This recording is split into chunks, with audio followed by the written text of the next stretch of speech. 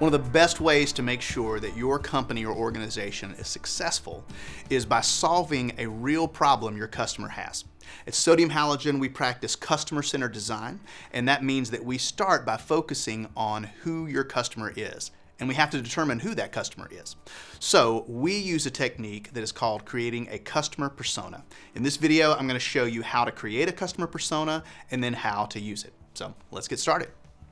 Now, I've got a worksheet that you can download and use, or you can just use a blank sheet of paper and fill out all the information that is here.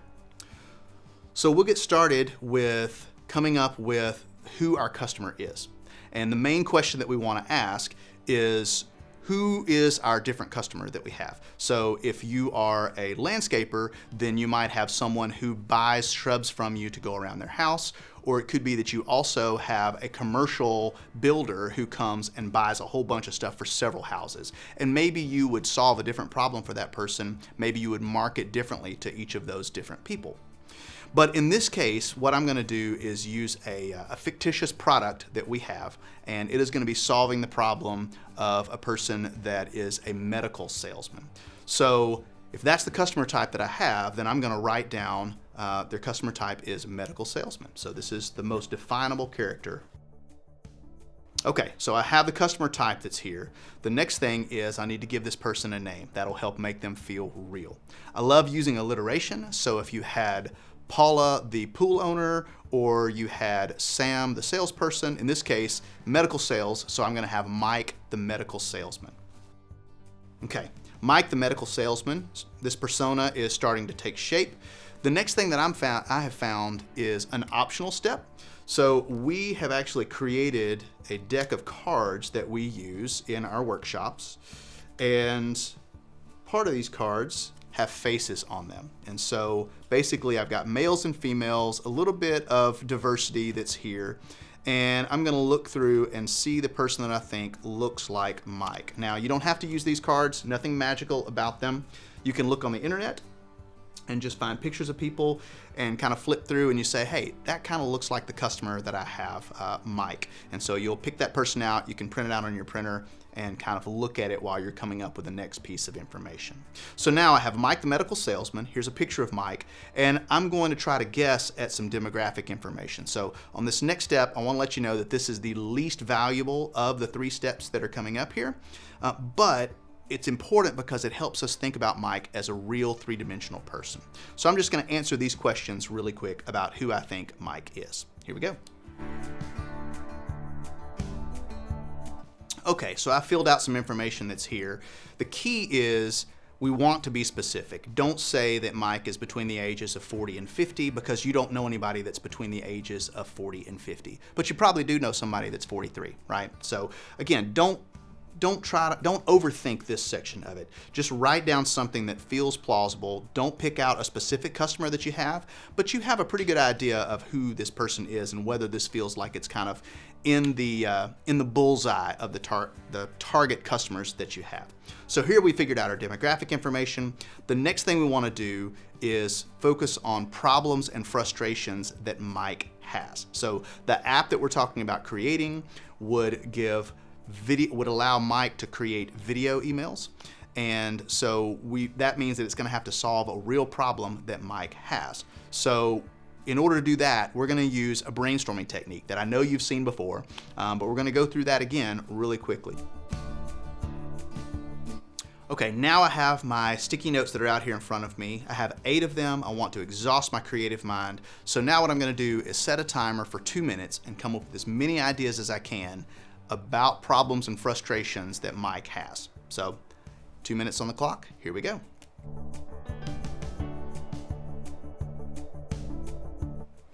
All right, so I've brainstormed some ideas that are here. I used a technique that I'm sure you've seen before where I got stuck, and so I just wrote down any nonsensical word, so I just wrote down bumblebee. So now this is using the dump and sort method, so I've dumped the ideas out of my head.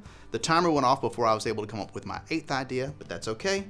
So now what I'm going to do is keep the most important ones and get rid of the ones that are not the most important. So this is the dump and sort method. I've done the dump, now I'm going to sort them. So I'm going to be pulling out the ones that I think are the most important and removing the ones that are not the most important. So if I could only know 4 things about Mike, the medical salesman, what are the 4 most important behaviors or frustrations that he has that relate to my product idea that I have? So I'm going to do that now. Okay, so I've come up with my top 4. It's hard for him to track warm leads when he sends out emails to people. Mike does a lot of sales since he's a salesperson. He has to explain his product over and over again. People don't reply to his emails, like he doesn't even know if they've opened them or looked at them. And then his emails just don't stand out. They're in a sea of a bunch of other stuff. He's doing cold call emails. I mean, it's a pretty low success rate. So anything that he can do to make that more successful would be awesome. So I've got my 4 ideas here. I think these are the most important. So I'm just going to take them and transfer them over to my worksheet and move on to the next step. All right, so I've got my problems and frustrations figured out. The next thing I need to do is come up with the goals that Mike would have that our product or service could help accomplish. So I'm going to put out 8 more stickies, and then I'm going to do another brainstorm. Here we go. All right, so now I'm going to put 2 minutes on the clock, and I'm going to brainstorm goals that Mike has that our product or service can help accomplish. Here we go. Okay, time's up. Now I've got 8 stickies that are here. I've done the dump. Now I'm gonna sort them and figure out which goals are the most important. So here we go. All right, so I've got my top 4. I'm gonna transfer them to my worksheet. And just like that, I now have a customer persona that I can use to help me make better business decisions about this product or service that I have. So let me walk through it real quickly. Let me introduce you to the customer. We've got Mike, the medical salesman. Mike is 45 years old. He lives in Memphis. He has a business degree. He's a salesperson, been there for a while, and he has 2 kids at home. So Mike has a problem. He has some frustrations. He sends out a lot of emails, but he is not able to keep track of which ones are warm leads and which ones are cold leads.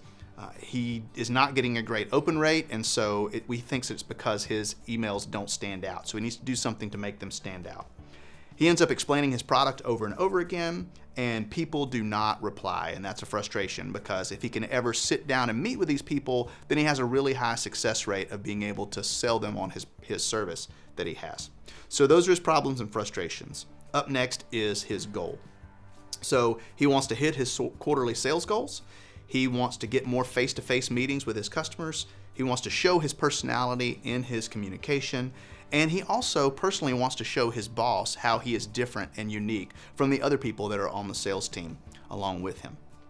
So using this information that we have here as a customer persona, I'm going to be able to make better decisions about my business. And one of the things that I want to make sure that I do is then validate this. So this is an educated guess, but it's still a guess. So I want to then follow up after this persona with talking with real customers that are kind of like Mike and find out, are these problems and frustrations that I'm seeing here something that he actually has?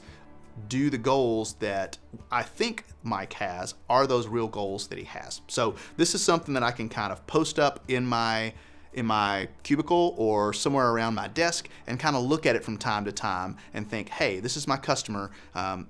If this stuff is true, and after I've validated that it's true with real customers, then I'm able to look at this and think, okay, when I'm crafting this email subject line, how can I make sure that I'm hitting on something that's important to Mike?